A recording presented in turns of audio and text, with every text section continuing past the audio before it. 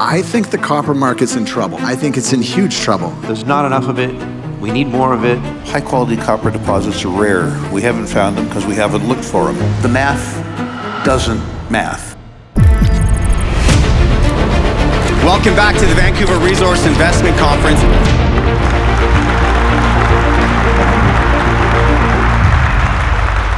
I want to get your perspectives on the copper price forecast. So over the past few years, the past 5 years, the copper price moved from roughly $3.60 per pound to nearly $6 per pound, reaching nominal all-time highs. And from your perspective, where does the copper price need to be to justify the future cost of future mine development and capital investment? Let's start with you, Rick. I hate to give you a complex answer, but there's no simple answer. That's really a function of interest rates and, as my friend Lobo would say, the quantum of government theft. Traditionally, governments have tried to take between 25 and 30% of the net present value of a deposit over time. They seem to want 50% now. So if interest rates go up, the incentive price for copper has to go up. What we know for sure is that there's a lot of inflation in the upfront capital cost to build a copper mine. I know the answer that you're looking for, I just don't think it's possible to give that number. I just don't know. One would think that $6 a pound copper is sufficient. And I think later on in this interview, we'll probably get to the other factors that are holding back the construction of new copper mines. But I would suggest among those problems is the average ticket to build one. You know, a big porphyry, 5 billion, 6 billion, 8 billion, 10 billion. You know, pretty soon you're talking real money. Okay, thank you. What about you, Lobo? What do you think? Well, I'm infamous for not wanting to give price targets. I'm pretty happy if I just get the direction right. And, you know, $6 adjusts that inflation, whereas it's going to wobble up and down. But I really don't think that the incentive price it's kind of like these economists that chase after this perfect ideal equilibrium for the economy. It doesn't exist. I'm just looking at it on a fundamental basis. There's not enough of it. We need more of it. It's got to go higher. And you know, the bigger firms, you know, the Wood Mackenzie's and all these people that have put a lot of brain power into looking at these trends, you know, there was, like, we're basically right now, or really last year, was, you know, maybe the market close to equilibrium, but all the charts going forward are this widening supply gap. We're there now. And last year we had so many major disruptions that was nowhere near equilibrium. So I'm a simple due diligence guy, and I just don't see the supply. I see the demand going through the roof. In my mind, it's going higher. Okay, so we're definitely going to touch on demand. Ivan, you're in the copper industry and such. What are you seeing? What's your perspective on price? Yeah, so, well, first off, Rick made a comment about the cost, you know, $8 billion, $10 billion to build those copper mines. Just because you're at $6 today, it doesn't mean you're going to get the capital. You're going to need some consistency out there to have the comfort from financiers to finance it. But to Lobo's point, governments and Rick's point about taxing and stuff, there's going to be a pretty big crunch on copper. So will they be more fair or more greedy? You know, there's a lot of variables to come ahead. That's no question. They're going to be more greedy. Okay, there's no question. I was trying to be polite, but as a true Canadian. But yeah, so one thing about that, and I learned this in Ghana, finding a gold mine there, when metal prices rise, governments get greedy. And Rick's seen this more often than not. So I think the copper market's in trouble. I think it's in huge trouble. I think it's going to be really tough to move big earth-moving events in tough areas or areas where big social impact occurs. I think the demand curve that Lobo's talked about is a new paradigm. AI, electric vehicles, electric scooters, renovating the earth from what it was, and increasing population. So I don't think there's a magic price. There's going to be a lot of variability, and it's better to have copper in your portfolio than not to. Okay, so you mentioned like there could be big trouble with copper and such. And so could you elaborate more on that? Sure. I mean, if you look at the mining, Escondida recently strikes with workers. Workers want to get paid more now. That's a clear example that's live right now that's helped boost the copper price. People want to get paid more. Governments want to get paid more. When something that was not worth a lot is worth a lot more quickly, that throws off the social equilibrium and greed kicks in. So unfortunately, the most popular element on the planet is copper. There's copper underneath this building right now, but economic copper is the challenge, and the time it takes to get to good copper or get to copper itself is going to be our problem more than quantity of copper. So I think just as far as where we're headed with copper, the higher it goes, it works against itself, but eventually there'll be a panic rush towards it. Okay, any further thoughts on that, Rick? Not on that so much as at Mining Week in London this year, I heard a great paper, I think it was by Wood Mackenzie, where they surveyed the big copper miners in the world. And their conclusion was that to maintain production at its current level, that the industry would have to spend $250 billion over the next 10 years, about $150 billion more than the industry has. The problem with that is that that maintains current production at a level where copper is in deficit, and copper demand is growing at 2% compounded. Getting away from the narrative, just doing simple math, if without inflation, we need to spend $250 billion building copper mines, half of which at least we don't have, and where demand is increasing at 2% compounded, the math doesn't math. I think people have a very difficult time understanding how much existing, permitted, built, long-lived copper mines are going to be worth. The stage, but maybe not the audience, is familiar with something called Resolution. Resolution is a very high-quality copper deposit in Arizona, bounded by copper mines, next to a town with copper miners in it, water, power, couldn't be better. Median grade 1.5%, 3 times the average mine grade worldwide. That deposit has been stuck in permitting for 28 years. That's Daryl, I'd like to jump in on this real quick. Yeah, go ahead. Simple thought.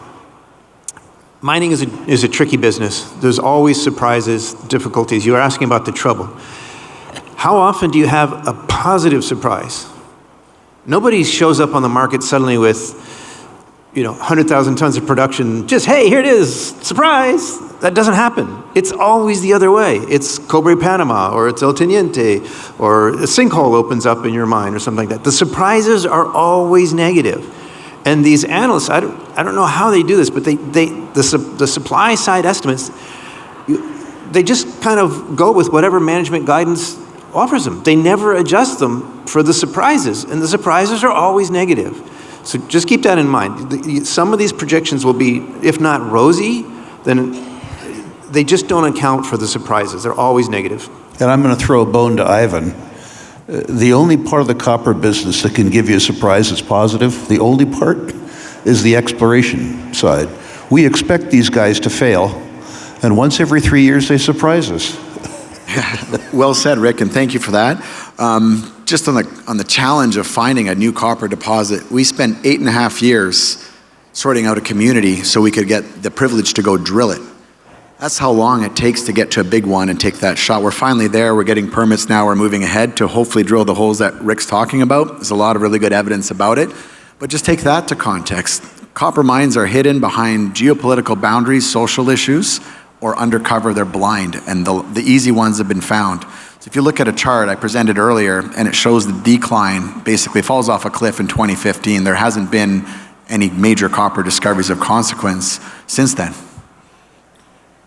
Okay, so there hasn't been major copper discoveries over the past 10 years. So do you all see this changing for a positive outlook at some point? Or I'm kind of curious in the sentiment that you all have on copper. I mean, because 10 years, that's a long time not to find a discovery, and it's something that we need. We haven't even talked about demand yet. And so just curious, like, in your perspective on that. Go ahead, Rick. Well, obviously, given the arithmetic I presented earlier, we need to spend $250 billion, most of which we don't have. And that maintains current supply, which is in deficit, and demand is growing at 2% compounded.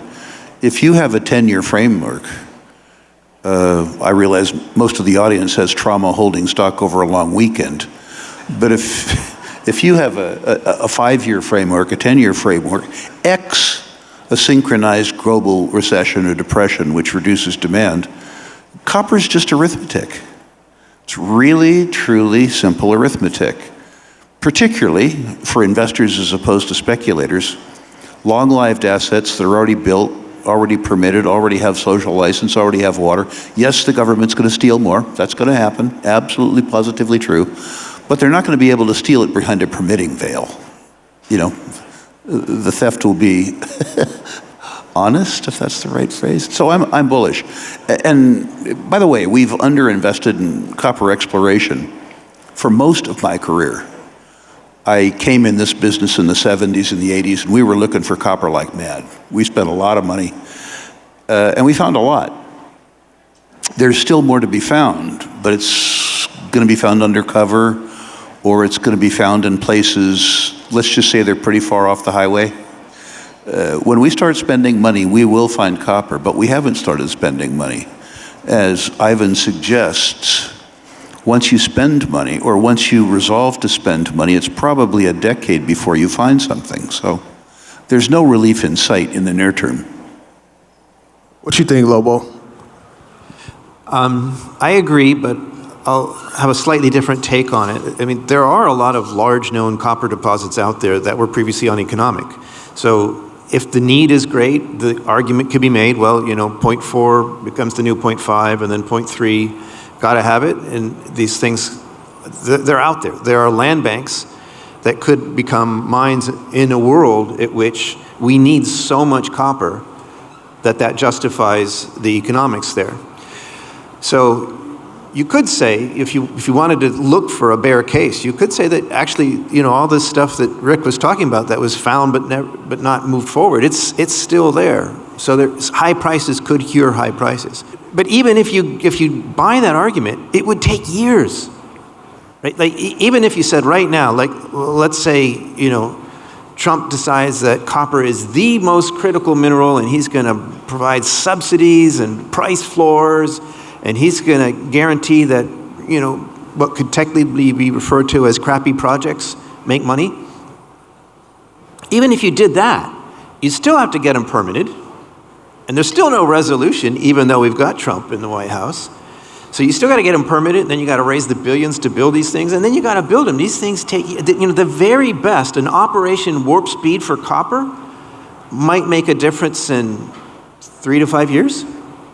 That's beyond my investment time frame. You know, my average investment lasts 1 or 2 years.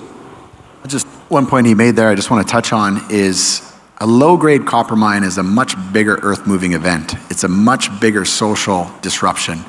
And so it could take 10 years to get social on side. Just because you have money, it doesn't solve social problems. In Peru, we had money, but we had to teach people who we are. We brought agriculture into the Andes. We lived in the communities for 9 years or 8.5 years before they trusted us. So when you go to build a 0.3 or 0.4 copper mine, that is a major earth-moving event. And secondly, by the time that's built, you can't produce low-grade faster. It will provide supply at a moderate pace, but the demand curve, because of all the new modern everything that's going on with electrification, it's going to be a big problem going forward. So I remember David Lowell, the late David Lowell. I know you know him well. He found Escondida and I think 25 other mines in the world.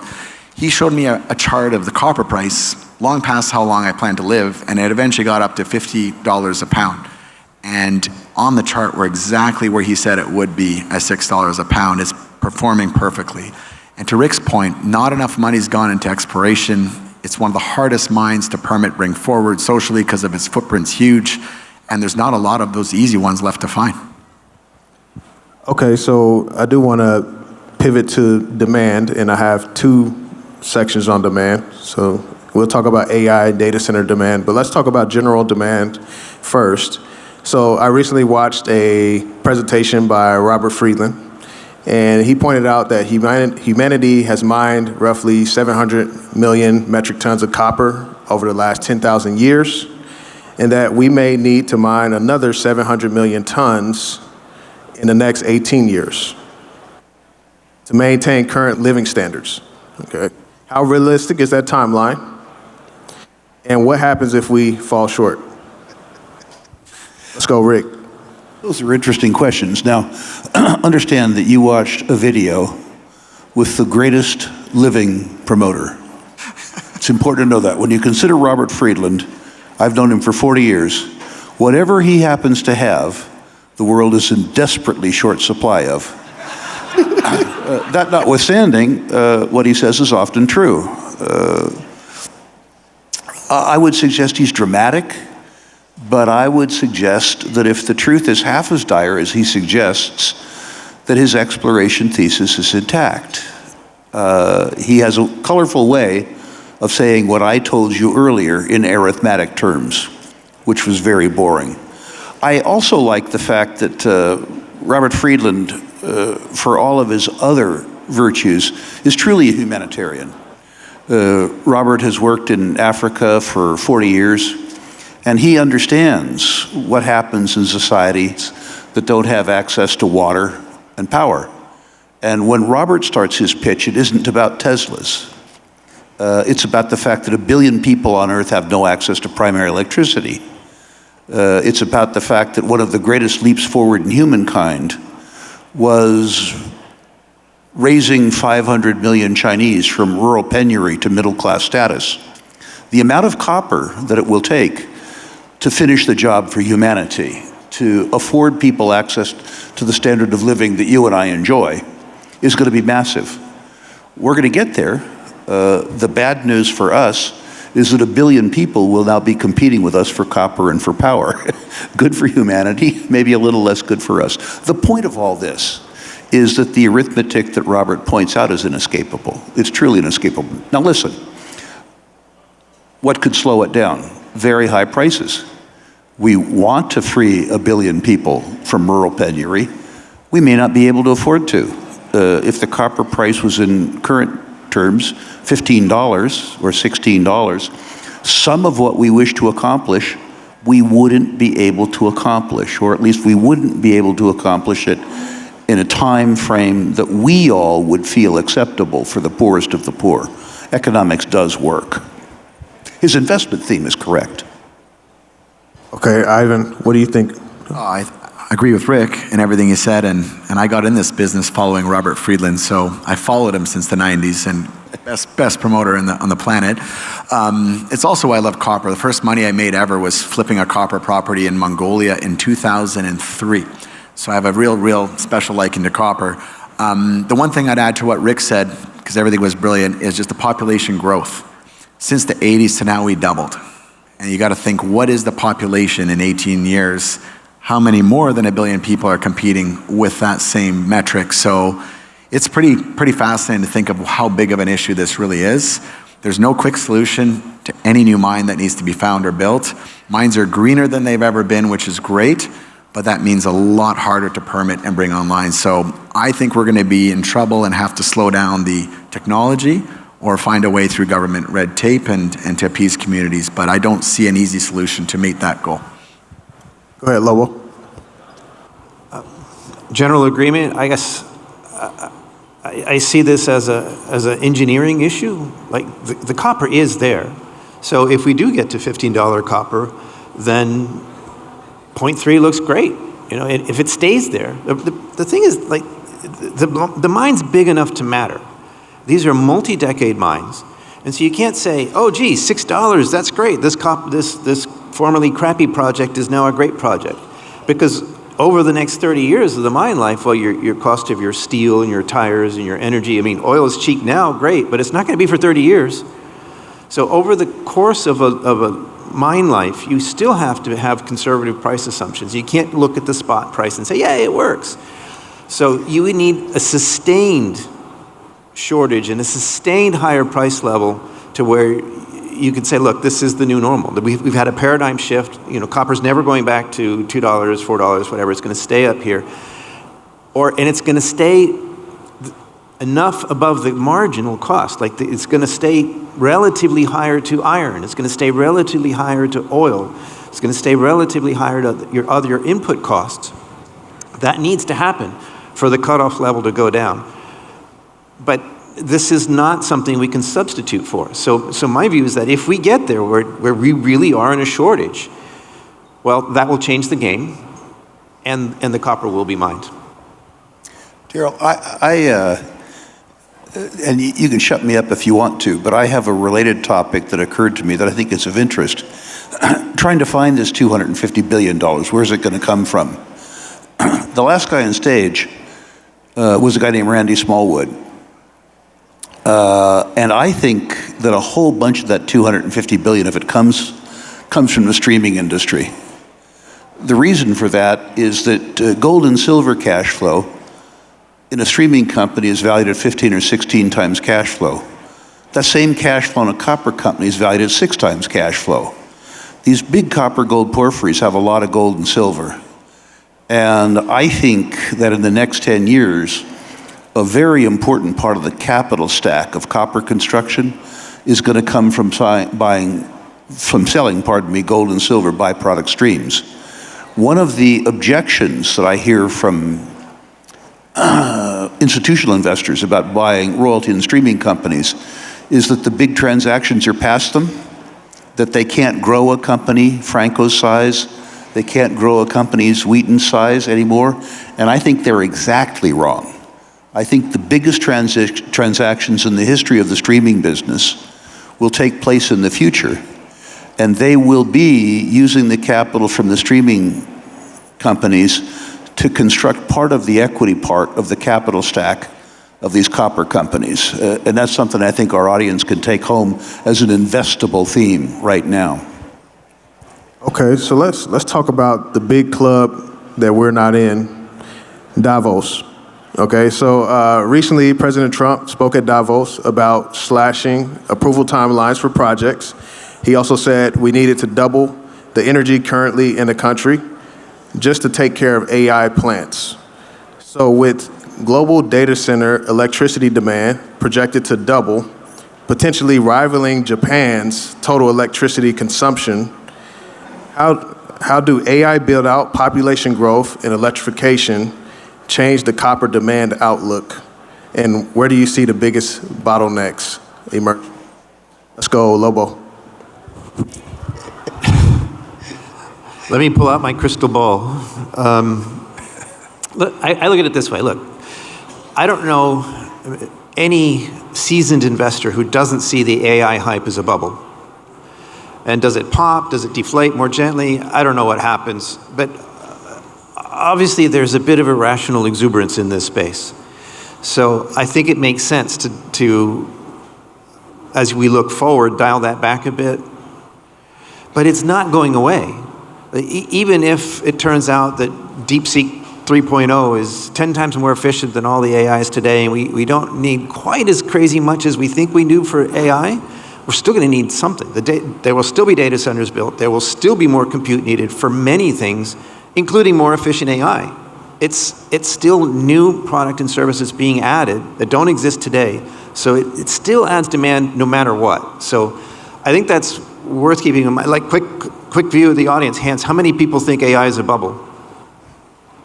There's a lot of hands out there, right? So I think that's something to keep in mind. Because if you think it's a bubble, then remember what happened in that DeepSeek moment. You know, copper wobbled, uranium wobbled, everything, all the picks and shovels plays wobbled.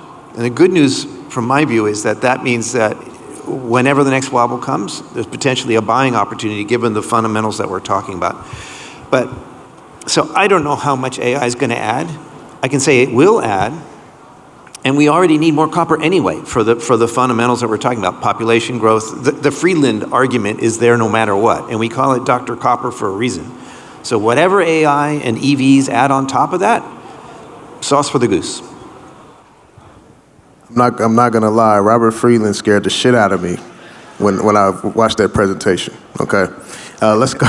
Let's go, Ivan. What do you think? I won't argue with the AI concept, but we're still going to go electric in cars and transportation. That's definitely happening. One of the biggest uses of copper is development, and if you travel around the U.S., around everywhere, there's a lot of modernization, airports, infrastructure to meet the new requirements, and everyone's building cleaner. So that's going to be steady.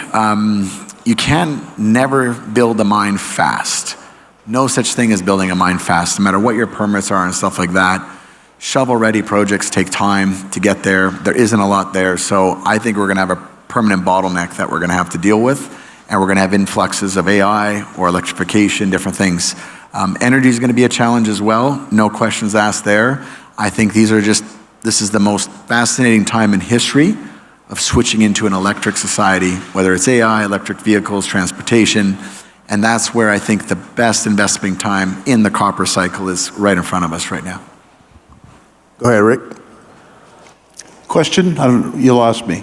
I lost you. AI data center demand. I don't know. I mean, I really don't. I think it's irrelevant. I think it's a headline. Baseline demand is built in. As Lobo says, AI data center demand may be a function of the copper price, but I don't think it matters. I really don't think it matters. I think copper demand grows 2% compounded without data centers.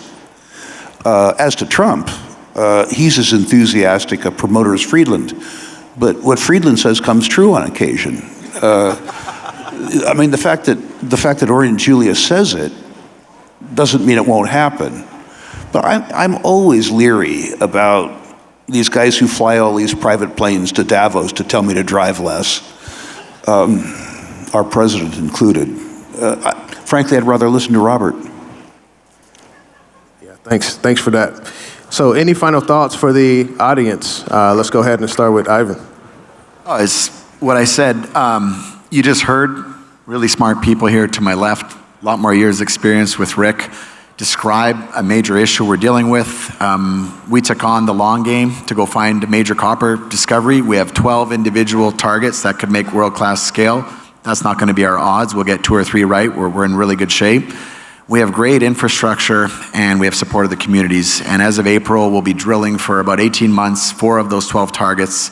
Some are expanding discovery with really good grades. Some are incredible grades on surface, and other ones are hidden targets, but they all match world class. So it's a really good spot to be in as Copernico, about to take on one of the biggest challenges right now, and that's finding a new world-class copper mine. Okay, Lobo. Of all the uncertainties that face us in the world going forward, the one thing close to certainty is that the occupant of the White House will continue to shake things up. There will be more volatility going forward. And if the fundamental case here is the Dr. Copper case, it's an essential industrial metal, well, it follows from that there should be opportunities for volatility to be our friend in 2026. So I am super bullish. Copper is my highest conviction trade this year, again. And I have ideas for what I want to buy, but right now I'm not chasing anything. We have 52-week highs, all-time highs. It's just I'm allergic to paying all-time highs for anything. I'd rather find something else to buy low. But I do think there will be fluctuations. I mean, Greenland, who knows what'll happen next. So, yeah, all I'm saying is there's no need to give in to FOMO here. I'm super bullish, but Doug Casey taught me to let volatility be my friend, and that's what I'm thinking this year. Rick, any final thoughts? Agree with them. One thing I will hold out is that high-quality copper deposits are rare. We haven't found them because we haven't looked for them. In my time, what was considered good grade has fallen from 2% to 0.5%. If you go out and find a 1% copper deposit or 1.5% copper deposit where you get quick capital payback, the industry will pay an eye-popping multiple for that. The caveat is that you have to find it.